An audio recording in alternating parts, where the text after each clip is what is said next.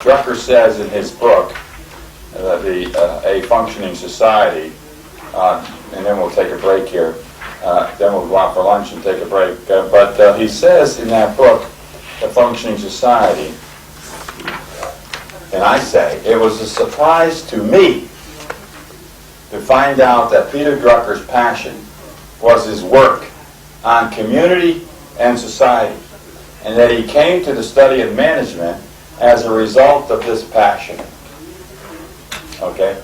That management book and the innovation book came out of his interest in society. He says as much in the preface to his book, A Functioning Society. More of my books deal with community, society, and polity than deal with management. He says, I'm best known for my work in management. And he says, don't talk about business. Talk about management. And don't talk about institutions and organizations. It always offended him later in his life when I would refer to something as business. He was more involved in institutions and organizations. And he always started from the outside in.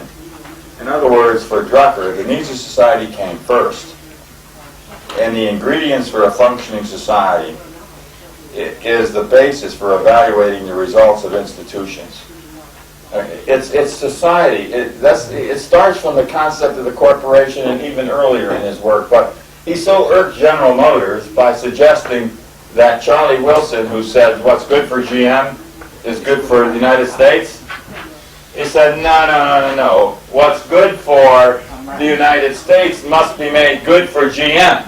Okay? You see? Turn that around. Okay? Now you may call that idealistic, but that's the way he started. So he was most interested in creating a society of functioning organizations. Okay, so that's why we spend some time on the executive leader in society, that he is most interested in this notion of a functioning society. He told me in doing the Daily Drucker a number of things, but one thing he wanted to do is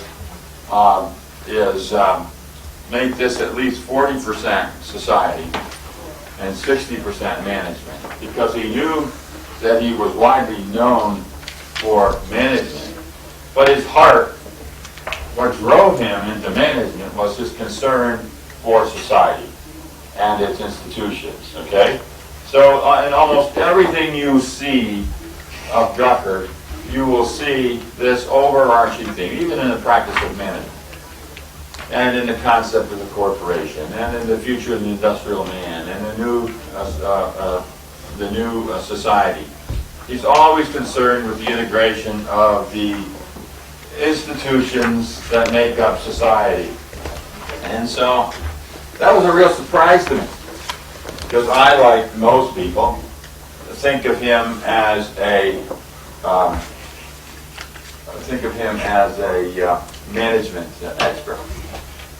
But what was very, very interesting, and that's why this flavor that goes through everything he writes, everything he has written, is the individual in the organization, in the society, and he looks at it from the outside in.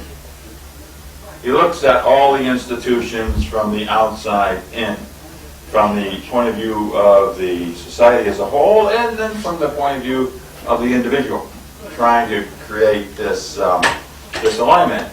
Well, the real transition didn't really occur until I did the work on the Daily Drucker, because I didn't understand in this man that he was really interested in wealth-creating institutions as they provide resources for the other institutions of society. And so therefore he's very much a social scientist. And economics is very much a social science. He was interested in people, the people factor, as opposed to commodities, and the knowledge economy was becoming more people-centric. So there was this convergence. So now I no longer think I wasted a PhD studying economics.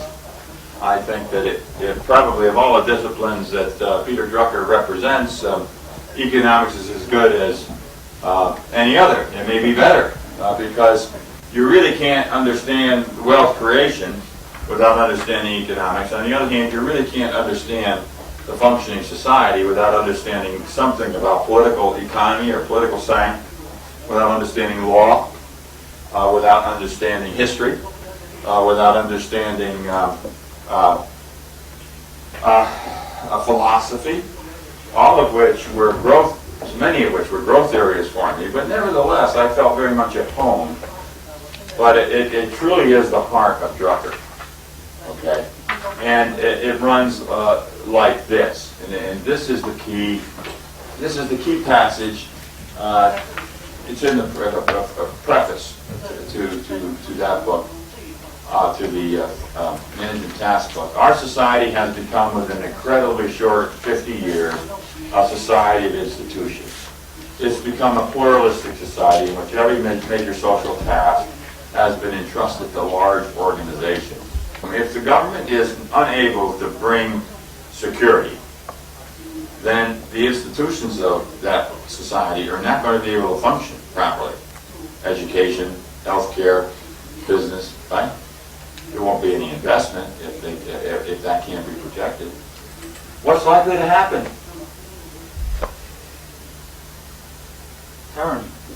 Tyranny.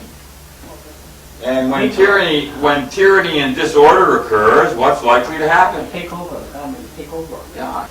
When you look at the world, there are not too many functioning societies. Right?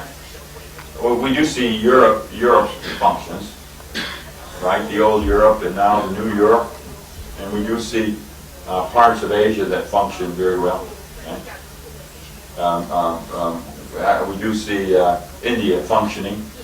And what's interesting is that they're not all democratic capitalism. Some of them are socialist, some of them are communist. And, you know, these societies seem to function, and you can tell. And well, this is Cuba's having a lot of trouble, but the people seem to be orderly. The institutions seem to be functioning at least at one level. Right? Well, in any event, this is what drove Drucker. What does it require? What does a functioning society require? That the institutions perform according to their mission in all sectors: government, nonprofit, and for-profit. That the executives of these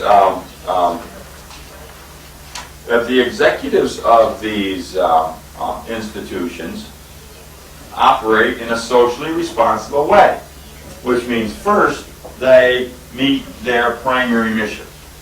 Then they try to mitigate social impacts and turn them into opportunities. And then they manage beyond borders and manage for the common good.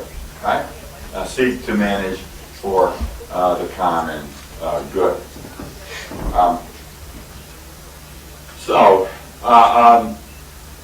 Individual freedom and responsibility. But when Drucker talks about individual freedom, it's really not the kind of individual freedom that we see operating in the United States. that is, freedom is not unrestrained. It's socially responsible. It's individually responsible. And it lives within the rules, the laws, and the rules, and the mores of society. Right? So individual freedom and responsibility, individual achievement and fulfillment. That's a wonderful thing, isn't it? To be able to enjoy fulfillment, to be able to attain it in our lives or seek it, right? Isn't that a wonderful thing? It's a wonderful part of life. Well, you know, there are not many people in the world who have that option.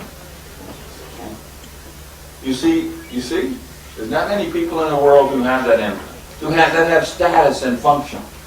In the United States, for example, for a long time, even after the Civil War, the blacks had no status.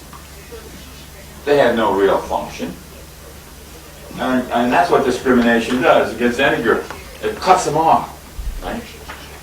From any status or any true, legitimate function. Right? So, in a functioning society, the individual would have social status and function. There would be some sense of human worth, and there's some sense of community. One of the reasons Drucker moved so heavily to the NGOs, NPOs, the social sector, was his belief that business organizations were increasingly caught up in this hyper-competition, and therefore were unable to provide this sense of community that individuals needed, and that they needed to connect somehow in the social sector. Now, you'll find organizations that provide a whole lot of community right now. So still, they don't need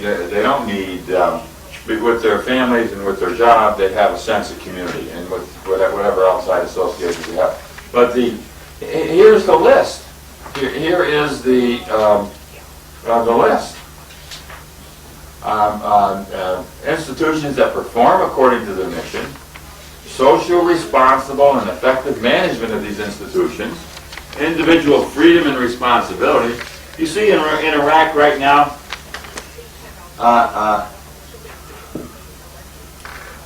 this is not possible. Right? You see that? That's not possible. Individual achievement? Oh, I don't know. For how long? Under what conditions? I mean, status and function, dignity, a sense of community. None of these things really exist right now. But without security, you can't do anything else. So you can't achieve these objectives.